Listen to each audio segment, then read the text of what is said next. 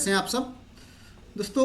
बिहार में बिजली विभाग में जो वैकेंसी आई है उसके अंतर्गत असिस्टेंट एग्जीक्यूटिव इंजीनियर जीटीओ और जूनियर इलेक्ट्रिक इंजीनियर जीटीओ और असिस्टेंट अकाउंट क्लर्क, इन तीनों पोस्टों के बारे में हम लोग समझेंगे कि इनका प्रोबेशन पीरियड क्या है, इनको परमानेंट जॉब होगी या फिर कॉन्ट्रैक्ट बेसिस जॉब होगी, और प्रोबेशन पीरियड में सैलरी कितनी मिलेगी और जॉब आपके परमानेंट होने के बाद आपको कितनी सैलरी मिलेगी। ठीक है, तो काफ़ी महत्वपूर्ण वीडियो होगा। वीडियो को अंत तक देखिए। हमारे चैनल पे नए हैं तो इसे सब्सक्राइब कर ले और बेल आइकन का बटन जरूर दबाइएगा ताकि आने वाली वीडियो का नोटिफिकेशन आपको सबसे पहले मिल सके। दोस्तों, जैसा कि आप लोग को मालूम है कि Bihar state power holding company limited के जो अनुषंगी कंपनी है, ठीक है, तो अनुषंगी कंपनी के अंतर्गत ये बहाली की जाएगी और इसके जो नोटिफिकेशन जारी हुआ है इसमें आपको मालूम है कि असिस्टेंट एग्जीक्यूटिव इंजीनियर का ये पोस्ट है और काफ़ी अच्छा पोस्ट है। ऑनलाइन एप्लीकेशन भरने की प्रक्रिया जो है वो 1 अप्रैल से शुरू हो रही है और 40 पदों की संख्या है।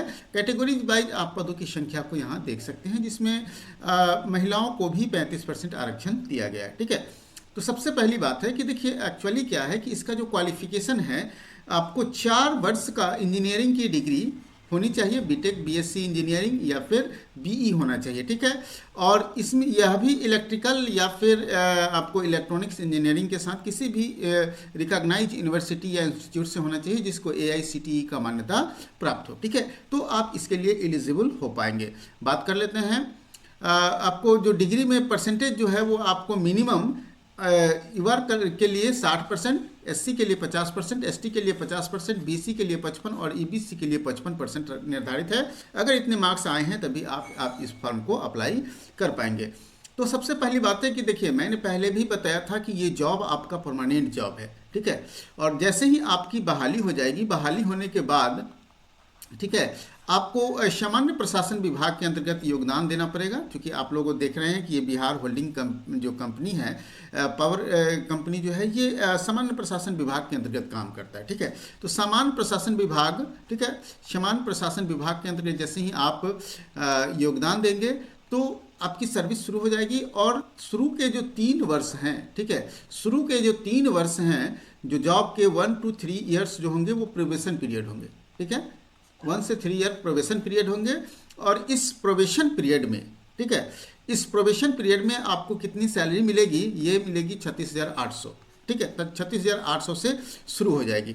लेकिन जैसे ही आपकी जो प्रोबेशन पीरियड खत्म हो जाएगा, और ये प्रोबेशन पीरियड में आप देख सकते हैं आफ्टर, जैसे आप देखें कि 3 वर्ष का आपका प्रोबेशन पीरियड है, लेकिन ये 3 वर्ष खत्म होने के बाद नहीं, जैसे after the completion of the 1 year of the probation period, probation period के 1 साल जैसे ही कंप्लीट हो जाएंगे, यू विल बी रेगुलाइज्ड। ठीक है, आपको रेगुलर कर दिया जाएगा और your payment will be level 9 7th pay commission के अनुसार अगर हम लोग बात कर ले तो लेवल 9 का जो है आपको सैलरी मिलेगी, लेवल 9 की सैलरी।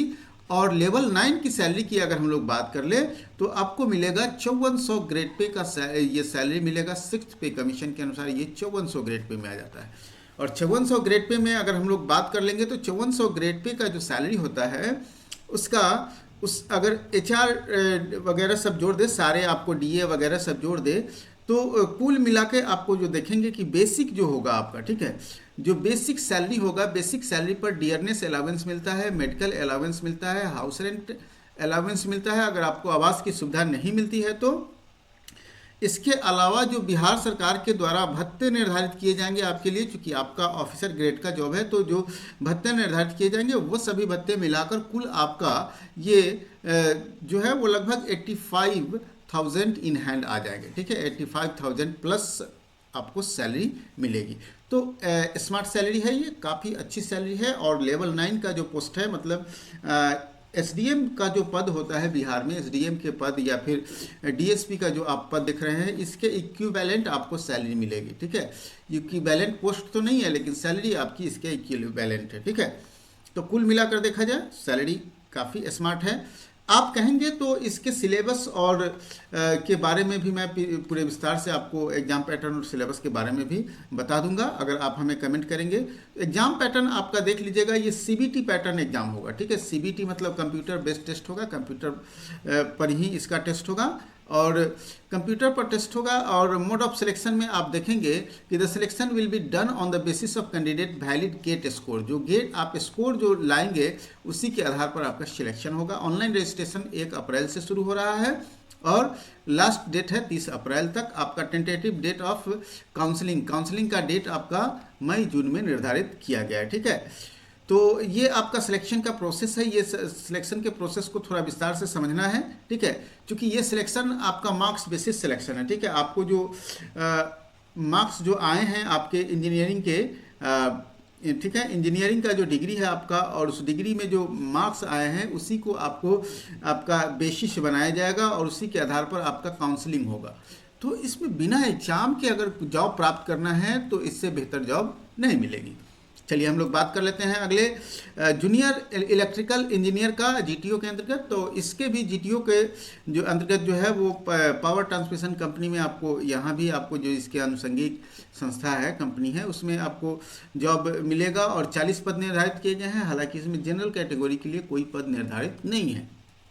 ठीक है, तो ये सभी पद हैं। आप देखेंगे क्वालिफिकेशन इसमें देखिए कि 3 ईयर डिप्लोमा आपको होना चाहिए और ये इलेक्ट्रिकल फ्रॉम रिकॉग्नाइज इंस्टीट्यूट जिसको AICTE से मान्यता प्राप्त होगा, बिहार स्टेट गवर्नमेंट से मान्यता प्राप्त होगा या फिर सेंट्रल गवर्नमेंट से अप्रूवमेंट होगी AICTE के अंतर्गत, उसी को आपको फॉर्म भरने के लिए ये आपको मिलेगा। ठीक है, और इसमें प्रोबेशन पीरियड इसमें भी 3 साल रखा गया है। याद रखिएगा, शुरू का जो 3 साल है वो आपका प्रोबेशन पीरियड है और प्रोबेशन पीरियड अगर आपका सेटिस्फैक्ट्री नहीं होगा तो इसको एक्सटेंड भी किया जा सकता है। ठीक है, एक्सटेंड भी किया जा सकता है। अगर आपका प्रोबेशन पीरियड 3 साल में आपका जॉब सेटिस्फैक्ट्री नहीं लगेगा डिपार्टमेंट को तो ये आपके पीरियड को एक्सटेंड भी कर सकते हैं। और आपको जो प्रोबेशन पीरियड में सैलरी मिलेगी 25,900 का, लेकिन जैसे ही आपका 1 ईयर कंप्लीट होगा, देखिए यहाँ स्पष्ट है कि after the completion of 1 year of the probation period you will be get the salary of level 8 according to 7th pay commission and you will be regularised, मतलब आपकी सर्विस को रेगुलाइज्ड कर दिया जाएगा और 8th लेवल के अनुसार मतलब 4800 ग्रेड पे का आपको जॉब मिलेगा।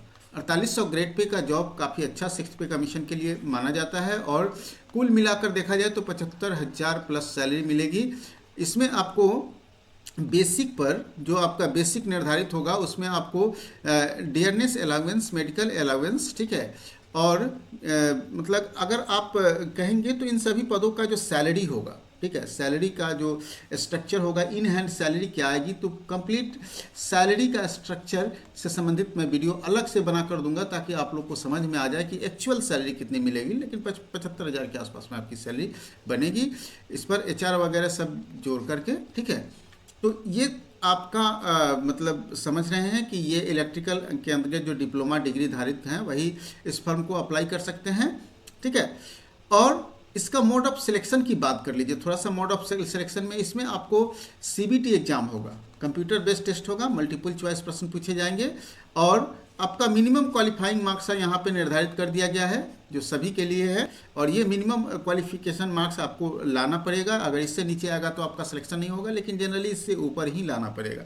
आप अगर इसके प्रश्न देख सकते हैं, प्रारूप, प्रश्न के प्रारूप को जानना चाहते हैं तो इस वेबसाइट पर जाकर के जान सकते हैं। रजिस्ट्रेशन आपका 1 अप्रैल से शुरू हो रहा है और 30 अप्रैल इसका लास्ट डेट है रजिस्ट्रेशन का। ठीक है, कैसे अप्लाई करना है सारे इंस्ट्रक्शन इसमें दिए गए हैं। कौन कौन से सर्टिफिकेट की ज़रूरत होगी आप हमें कमेंट कीजिए, मैं इसके लिए भी अलग से एक वीडियो बना कर दूंगा। और इसके सिलेबस आप देख सकते हैं, जो electrical engineer junior electrical engineer है उसके सिलेबस में आप देख सकते हैं स्पष्ट रूप से सिलेबस को बारीकी से समझाया गया है, बताया गया है। फिर भी आपको इलेबरेट करके मैं बता सकता हूँ इसको, कमेंट कीजिएगा इसके बारे में।